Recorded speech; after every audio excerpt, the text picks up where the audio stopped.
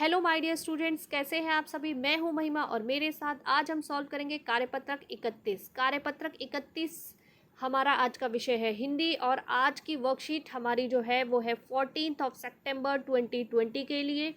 हम आज का जो चैप्टर सॉल्व करने जा रहे हैं वो सॉल्व करने जा रहे हैं लखनवी अंदाज, जो कि यशपाल जी ने लिखा था। इस चैप्टर से रिलेटेड कई सारी वर्कशीट्स हम ऑलरेडी सॉल्व कर चुके हैं। मे बी ये इस चैप्टर का आज लास्ट पार्ट है और शायद हमें अगली वर्कशीट में कोई नया टॉपिक देखने को मिले। तो चलिए आज का टॉपिक सॉल्व करते हैं और उसके बाद देखते हैं आज के प्रश्न उत्तर। तो आज का टॉपिक क्या कहता है, यशपाल कौन है, इस पाठ के लेखक। तो यशपाल जी कौन है, इस पाठ के लेखक जिन्होंने ये इस पाठ को लिखा है लखनवी अंदाज को। यशपाल ने लखनवी अंदाज नामक व्यंग कहानी, ये एक कैसी कहानी है, ये एक व्यंग कहानी है, एक ताना कसने वाली जो कहानी है वो है, ताना कसा जा रहा है समाज के ऊपर। ठीक है, तो यशपाल ने लखनवी अंदाज नामक व्यंग कहानी यह साबित करने के लिए लिखा था कि बिना कथ्य के कहानी नहीं लिखी जा सकती। यशपाल जी का ये मानना था कि बिना कथ्य के कहानी नहीं लिखी जा सकती, अर्थात बिना सच्चाई की आप कहानी नहीं लिख सकते। यानी कि कोई घटना या दुर्घटना आप आपकी लाइफ में घटती है, उसको हम देखते हैं और उस पर आधारित कोई ना कोई कहानी लिख सकते हैं या उसी को कहानी की फॉर्म में लिखते हैं। अगर कोई घटना नहीं घटी है तो हम काल्पनिक दृष्टि से इतनी अच्छी कहानी नहीं लिख सकते हैं। तो ये यशपाल जी का अपना मानना था।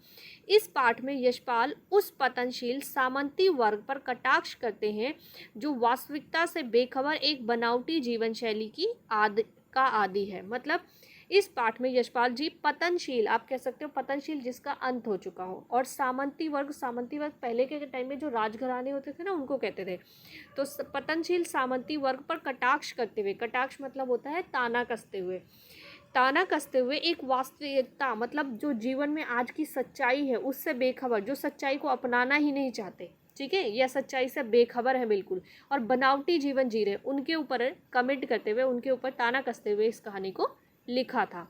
इस कहानी का अन्य नाम झूठा दिखावा या नवाबी शान या आडंबर भी रखा जा सकता है। मतलब ये भी इसके नाम हो सकते हैं। जैसे अगर आपसे पूछा जाए कि इस कहानी का और क्या नाम हो सकता है, तो आप इस कहानी का नाम लिख सकते हैं कि झूठा दिखावा, नवाबी शान या आडंबर, इस तरह के नाम दे सकते हो आप इनको। क्योंकि नवाब साहब ने अपनी झूठी शान और शौकत को कायम रखने के लिए, मतलब झूठी शान और शौकत को कायम रखने के लिए, नवाब साहब ने अपनी झूठी शान और शौकत को कायम रखने के लिए अपनी छोटी से छोटी इच्छा को भी दबा दिया। कौन सी इच्छा, जब नवाब साहब को खीरा खाने की इच्छा हुई पर उन्होंने खाया नहीं, उसको सूंघ के बाहर फेंक दिया। क्यों फेंक दिया? क्योंकि वो अपनी झूठी शान दिखा रहे थे। तो इस तरीके से झूठी शान और शौकत को कायम रखने के लिए अपनी छोटी सी इच्छा को भी दबा दिया। साथ ही वह उनके नवाबी स्वभाव, सामंती वर्ग की बनावटी जीवन शैली व झूठे प्रदर्शन के भाव को भी दर्शाता है। मतलब वो क्या दिखाने की कोशिश कर रहे थे, वो अपनी मतलब ऐसा स्वभाव, नवाबी स्वभाव दिखाने की कोशिश कर रहे थे, सामंती वर्ग की बनावटी जीवन शैली, यानी कि दिखावे वाली जीवन शैली जो वो दिखाने की कोशिश कर रहे थे, और झूठे प्रदर्शन के भाव को दिखा रहे थे जिसका रियल लाइफ में कोई लेना देना नहीं था। ठीक है, आगे देखते हैं। आज के समय में भी लोगों के नकली, झूठी और बनावटी जीवन को देखा, मतलब आज के समय में भी लोगों के नकली, झूठी और बनावटी जीवन को देखा और महसूस किया जा सकता है। ऐसे बहुत से लोग हैं आज भी जो ऐसा दिखावा करते हैं, नाटक करते हैं। I mean, जैसे कि आपने खुद अपने आस पड़ोस, अपने दोस्तों में देखा होगा, कुछ लोगों को आदत होती है ना दिखावा करने की, झूठ मूठ का दिखावा करने की। जैसे उनके पास इतना पैसा नहीं है पर वो अपने आप को बहुत अमीर दिखाते हैं, या फिर उनके पास कोई ऐसी चीज़ है नहीं जिसका वो ऐसे झूठ मूठ का दिखावा करते हैं। तो ऐसे आपने रियल लाइफ में बहुत सारे एग्जाम्पल देखे होंगे। अगर आप खुद याद करने बैठेंगे तो आपको अभी टिप्स पर शायद 9-10 स्टोरीज याद आ जाएंगी। तो ये तो चलो आपका पर्सनल एक्सपीरियंस है। आगे देखते हैं।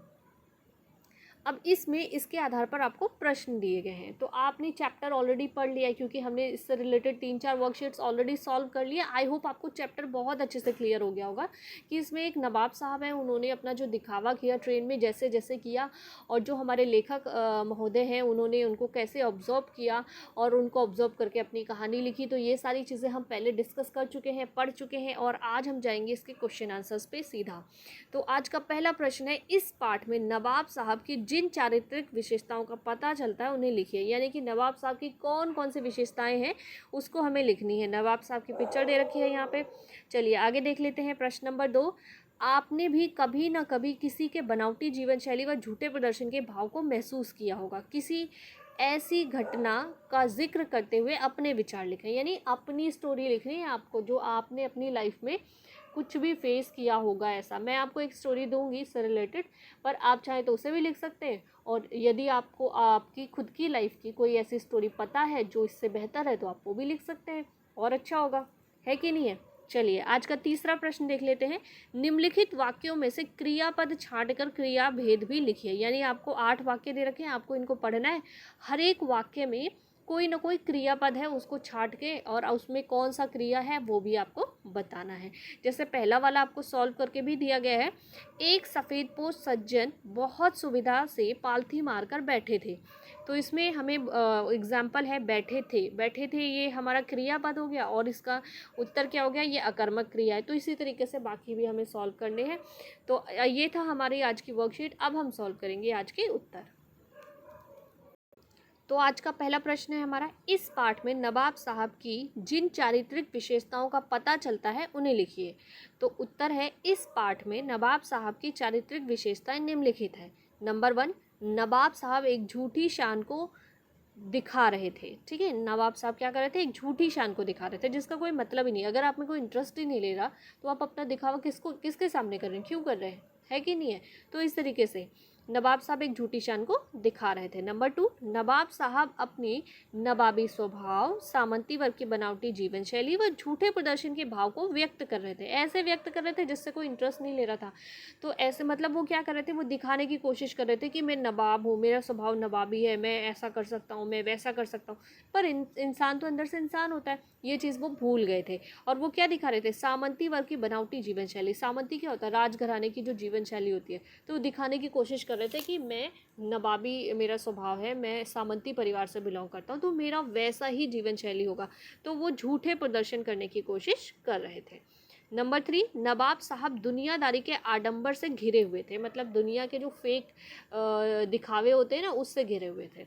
नंबर 4, नवाब साहब ने दिखावे के चलते अपनी छोटी सी इच्छा को भी दबा दिया, यानी कि उनकी छोटी सी इच्छा उस खीरे को खाने की थी, उनको खुद को अंदर से लालच आ रहा था, पर दिखावे के कारण बेचारे उनको सूंघ सूंघ के फेंकते जा रहे थे। अंतिम है, नवाब साहब एक नकली एवं व्यर्थ जीवन शैली जी रहे थे। तो ये है पहले प्रश्न का उत्तर। अब हम बात करते हैं दूसरे प्रश्न की। आपने भी कभी ना कभी अपनी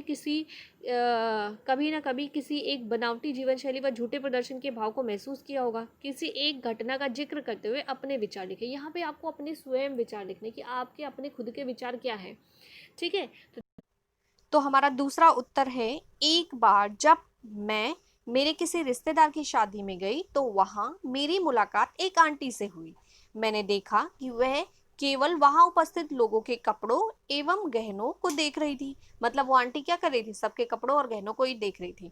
जिन लोगों ने अच्छे कपड़े व ज्यादा गहने पहने थे वे उनसे ज्यादा बातचीत करने का प्रयास कर रही थी, यानी कि कोशिश कर रही थी। जबकि जिन लोगों ने कम अच्छे कपड़े पहने थे वे उन्हें नजरअंदाज करने का प्रयास कर रही थी। यानी कि जिनके अच्छे कपड़े थे वो उनसे ज्यादा बात कर रही थी, जिनके कम अच्छे कपड़े थे उनको इग्नोर कर रही थी। ठीक है, अवॉइड कर रही थी।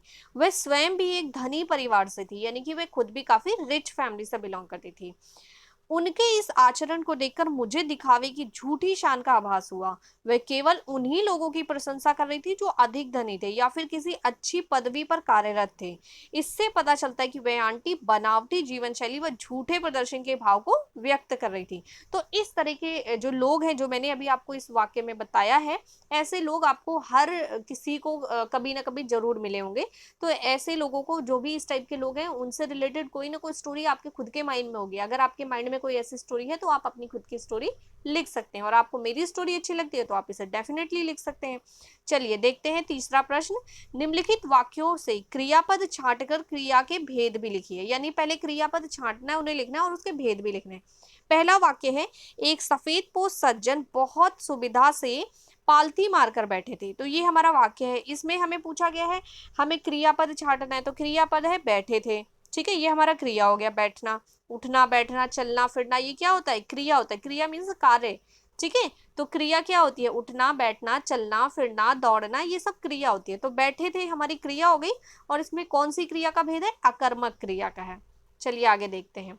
नवाब साहब ने संगति के लिए उत्साह नहीं दिखाया, यानी नवाब साहब ने संगति के लिए उत्साह नहीं दिखाया, ये हमारा वाक्य है। इस वाक्य में हमारा क्रिया क्या है, दिखावा, ठीक है, नहीं दिखाया, तो जो दिखाया वर्ड है ये क्या है, ये है हमारा क्रिया, और इसमें कौन सी क्रिया है, सकर्मक क्रिया। चलिए आगे देखते हैं। खाली बैठे कल्पना करते रहने की पुरानी आदत है। अच्छा, जो सेंटेंस आपको दिया गया वर्कशीट में वो ठाली बैठे, ठाली तो कुछ होता नहीं है, तो वो गलत है, ठीक है, वो मिसप्रिंट हो गया है। एक्चुअल में क्या होगा, खाली बैठे, खाली बैठे कल्पना करते रहने से रहने की पुरानी आदत है। तो इसमें क्या होगा, इसका सेंटेंस क्या होगा, इसमें बैठे, बैठना जो है, बैठना एक तरीके से क्या हो गया, क्रिया हो गया, तो बैठे क्रिया हो गया, और इसमें कौन सी क्रिया है, सकर्मक क्रिया है। चलिए आगे देखते हैं। अकेले सफर का वक्त काटने के लिए ही खीरे खरीदे होंगे, अकेले सफर का वक्त काटने के लिए ही खीरे खरीदे होंगे, ये वाक्य है, और इसमें क्रिया क्या है, खीरे खरीदे। खीरे एक्चुअल में खरीदे जो है, ये आपका खरीदे जो वर्ड है ये आपका क्या है, ये है आपका क्रिया, तो खरीदे वर्ड आपका क्रिया है, इसमें कौन सी क्रिया है, अकर्मक क्रिया। चलिए अगले देख लेते हैं। खीरों के सिरे काटे और उन्हें गोद कर झाग निकाला, ठीक है, ये वाक्य है, इसमें क्रिया क्या है, सिरे काटे, ठीक है। काटना वर्ड जो है ना, ये आपका जो एक्चुअल में काटना वर्ड आपका क्या है, काटना वर्ड आपका क्रिया है, तो इसमें कौन सी क्रिया होगी, सकर्मक क्रिया। चलिए तो सिक्स्थ है, नवाब साहब ने सतृष्ण आंखों से नमक मिर्च के संयोग से चमकती खीरे की फाकों की ओर देखा, तो ये हमारा वाक्य है, और इसमें इसमें हमारा क्रिया है फाकों की ओर देखा है, एक्चुअल में देखना जो है वो क्रिया है, तो फाकों की ओर देखा, देखा वर्ड आपका क्रिया हो गया, कौन सी क्रिया, इसमें अकर्मक क्रिया है। अगला देख लेते हैं। नवाब साहब खीरे की तैयारी और इस्तेमाल से थककर लेट गए, तो थककर लेट गए ये हमारी क्रिया है, कौन सी क्रिया है, अकर्मक क्रिया है। लास्ट देख लेते हैं। जेब से चाकू निकाला, चाकू निकाला, ये है हमारी सकर्मक क्रिया। तो ये थे हमारे आज के प्रश्न और उनके उत्तर। अगर किसी को कोई डाउट या कंफ्यूजन है तो आप कमेंट सेक्शन में कमेंट करके जरूर बताएं, और आपको ये सभी आंसर हमारे टेलीग्राम चैनल पर भी प्रोवाइड है। डिस्क्रिप्शन में आपको टेलीग्राम का लिंक दिया गया है, उसे आप क्लिक करेंगे तो हमारे टेलीग्राम चैनल पर आ जाएंगे, वहां से आपको सभी आंसर्स हर एक सब्जेक्ट के प्रोवाइड हो जाएंगे। इसके सिवा आप हमारे चैनल को सब्सक्राइब कर लीजिए ताकि अगली वीडियो का नोटिफिकेशन आपको मिल सके और आसानी से आप अपनी वीडियोस को देखकर अपने आंसर्स को सॉर्ट आउट कर सके, ठीक है। और कोई डाउट या कंफ्यूजन हो तो हमसे जरूर पूछें। फिर मिलते हैं अगली वीडियो में। मैं हूं महिमा और आपसे लेती हूं विदा। Bye bye.